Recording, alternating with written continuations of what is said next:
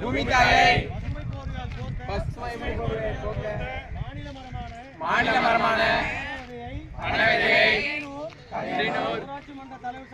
ஊராட்சி மன்ற தலைவர் சார்பில் கலியனூரில்